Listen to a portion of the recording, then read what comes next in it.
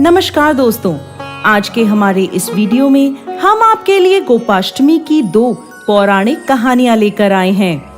कार्तिक शुक्ल पक्ष की अष्टमी को गोपाष्टमी का त्योहार मनाया जाता है।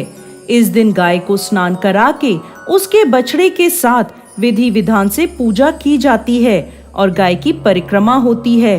गोपाष्टमी के दिन गाय के चरणों की धूल को अपने मस्तक पर लगाने से भगवान श्री कृष्ण प्रसन्न होते हैं तथा अखंड सौभाग्य का वरदान देते हैं।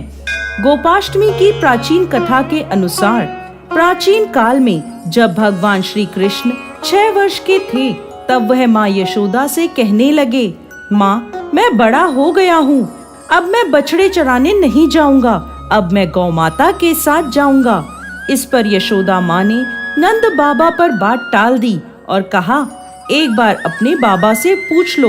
इस पर भगवान श्री कृष्ण नंद बाबा से जाकर कहने लगे, बाबा बाबा, अब मैं बछड़े नहीं बल्कि गाय चराने जाऊंगा। नंद बाबा ने भगवान श्री कृष्ण को समझाने की बहुत कोशिश करी, लेकिन बाल गोपाल की हट के आगे उनकी एक न चली। फिर नंद बाबा ने श्री कृष्ण से कहा, ठीक है, पहले तुम जाकर पंडित जी को बुला कर लाओ ताकि उनसे गौ आचरण का शुभ मुहूर्त पता लग सके।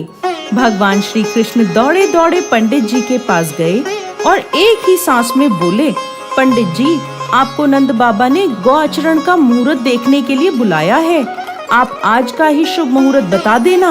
अगर आपने मेरे कहे अनुसार करा तो मैं आपको खूब माखन मिश्री ला कर दूंगा। पंडित जी भगवान श्री कृष्ण की बात सुनकर मुस्कुरा दिए और नंद बाबा के पास गए और पंचांग देखकर गणना करने लगे। नंद बाबा पूछते हैं, पंडित जी, क्या बात है, बार बार क्या गिनती कर रहे हैं? पंडित जी बोले, क्या बताऊं नंद जी, केवल आज का ही मुहूर्त निकल रहा है, इसके बाद तो पूरे 1 वर्ष तक कोई मुहूर्त नहीं है। पंडित जी की बात सुनकर नंद बाबा ने श्री कृष्ण को गौचरण की स्वीकृति दे दी। भगवान जिस समय भी कोई कार्य करते हैं वही शुभ मुहूर्त बन जाता है। उसी दिन से भगवान श्री कृष्ण ने गौचरण का कार्य आरंभ किया और वह शुभ तिथि कार्तिक मास के शुक्ल पक्ष की अष्टमी थी। इसी वजह से इस तिथि को गोपाष्टमी के नाम से जाना जाने लगा। इस दिन कामधेनु गाय ने भगवान श्री कृष्ण का अभिषेक किया था और भगवान श्री कृष्ण गोविंद कहलाए थे। गोपाष्टमी की एक अन्य कथा के अनुसार जब भगवान श्री कृष्ण ने गोवर्धन पर्वत को अपनी कनिष्ठ उंगली पर धारण किया था, तब 7 दिनों तक इंद्र लगातार मूसलाधार वर्षा करते रहे और भगवान श्री कृष्ण ने गोवर्धन को अपनी उंगली पर उठाए रखा। यह अद्भुत चमत्कार देखकर इंद्रदेव असमंजस में पड़ गए। तब ब्रह्मा जी ने इंद्रदेव को बताया कि श्री कृष्ण और कोई नहीं, भगवान विष्णु का ही अवतार हैं। यह सत्य जानकर गोपाष्टमी के दिन इंद्र ने अपनी पराजय स्वीकार करी और उनका अहंकार टूट गया।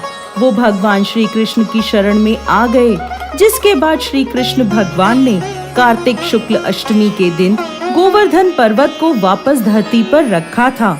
इसी दिन से गोपाष्टमी का उत्सव मनाया जाने लगा। जय श्री कृष्ण भगवान।